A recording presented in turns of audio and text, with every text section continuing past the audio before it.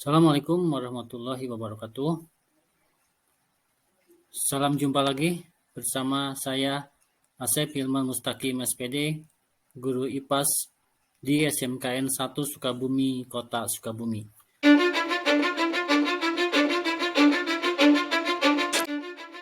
Pada kesempatan hari ini, saya akan mencoba menjelaskan permasalahan yang saya temukan di kelas yang saya ajar.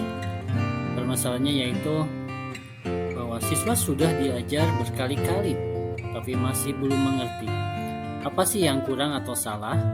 Mungkin salah dalam memilih waktu terbaik untuk belajar. Oleh karena itu, yuk kita kenali waktu yang tepat untuk belajar secara efektif dan efisien. Akar permasalahan yang saya temukan, kapan sih waktu terbaik bagi otak siswa untuk belajar? Bahwa otak manusia ternyata punya irama sendiri. Otak memiliki masa-masa terbaik untuk melakukan sesuatu, termasuk untuk belajar. Saat kurang tidur, bosan, lelah, biasanya rasa kantuk itu akan muncul seketika.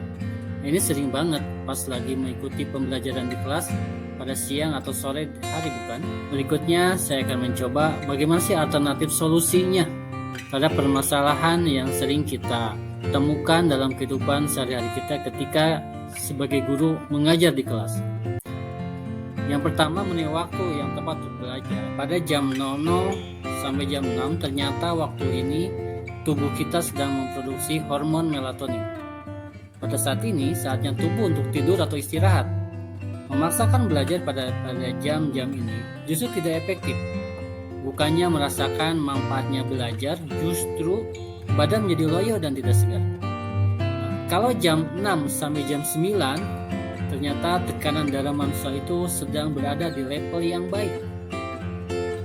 Sehingga waktu jam 6 sampai jam 9 adalah waktu yang penuh gairah dan semangat pada jam ini. Waktu terbaik untuk otak untuk belajar. Waktu yang tepat untuk mempelajari materi baru maupun mengulang pelajaran. Memori jangka pendek, otak manusia sedang berada di masa keemasannya.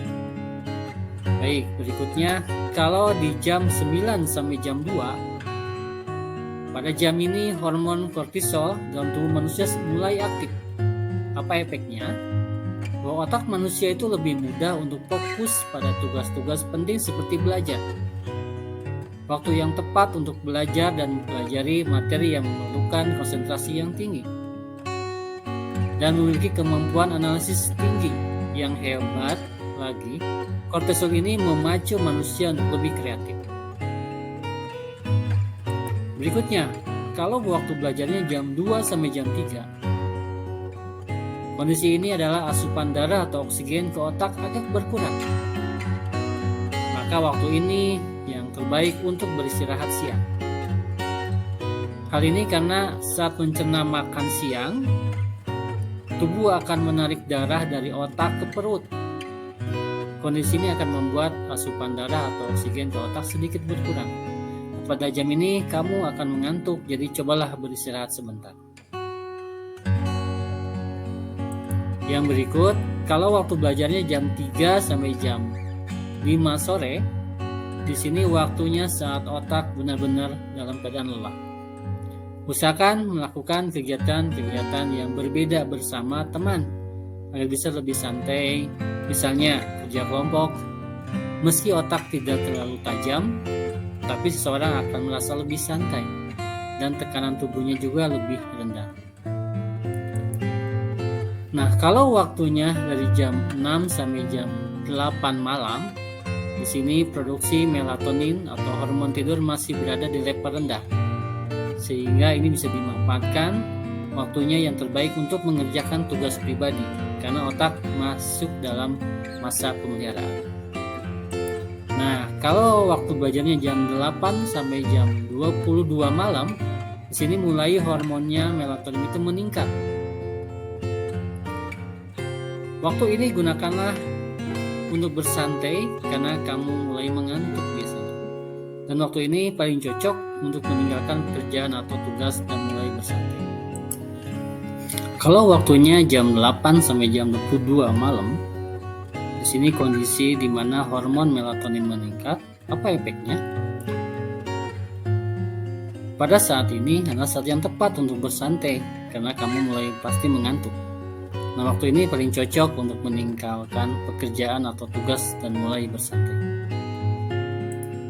Nah, kalau pada jam 10 malam ke atas, nah ini waktunya istirahat malam dan tidur. Kamu bisa mengatur cahaya dalam ruangan karena pengaturan cahaya itu akan dapat membantu membiarkan otak beristirahat. Biasakan tidur dengan cukup sebanyak 7-8 jam, sehingga bisa mendapatkan kesehatan dan energi yang optimal di pagi hari. Hasil pemecahan masalah dari akar permasalahan yang saya temukan. Lalu sebenarnya kapan sih waktu yang terbaik otak untuk belajar? Yang pertama, otak bisa fokus biasanya saat pagi hari karena masih dalam keadaan segar, yaitu jam 9 sampai jam 11 pagi. Otak akan lebih mudah berkonsentrasi untuk mengerjakan tugas berat dan belajar pada jam 11 sampai jam 2 siang. Yang ketiga, setelah belajar, otak dapat beristirahat penuh dengan tidur semalaman. Oleh karenanya waktu terbaik otak untuk belajar adalah jam 18 sampai jam 20 di malam hari. Yang berikutnya, apa sih sebenarnya waktu yang terbaik otak untuk belajar? Menurut para ulama, yang pertama Al-Khatib Al-Baghdadi berpendapat bahwa membaca lebih baik di malam hari. Imam Syafi'i radhiyallahu anhu berpendapat bahwa menghafal malam akan lebih efektif karena ia merupakan waktu paling tenang. Yang berikutnya, menurut Imam Ibnu Jamaah Al-Kanani berpendapat bahwa waktu paling efektif untuk menghafal adalah waktu sahur. Untuk penelitian, waktu pagi untuk membaca dan diskusi adalah waktu malam. Dan waktu untuk menulis adalah waktu tengah siang. Yang terakhir, menurut Syekh Hasim Asy'ari berpendapat bahwa waktu paling baik untuk menghafal adalah waktu sahur. Untuk penelitian dan kajian, waktu pagi. Untuk menulis adalah waktu tengah siang. Untuk membaca dan diskusi adalah di malam hari. Demikian yang dapat saya sampaikan sebagai pemecahan permasalahan yang ditemukan ketika mengajar di kelas dan ditemukan anak-anak tanda tanya adalah mengantuk ya kalau kita mengajar di siang hari. Dan ternyata dari permasalahan yang ditemukan dan saya sampaikan solusi permasalahannya bahwa ternyata ada waktu-waktu tertentu untuk belajar supaya efektif dan efisien. Rujukan saya ambil ada 3. Yang pertama dari situs Nuansa nusaputra.ac.id, yang kedua akupintar.id, yang ketiga saya ambil dari jurnal uikbogor.ac.id. Demikian yang dapat saya sampaikan. Terima kasih atas perhatiannya. Assalamualaikum warahmatullahi wabarakatuh.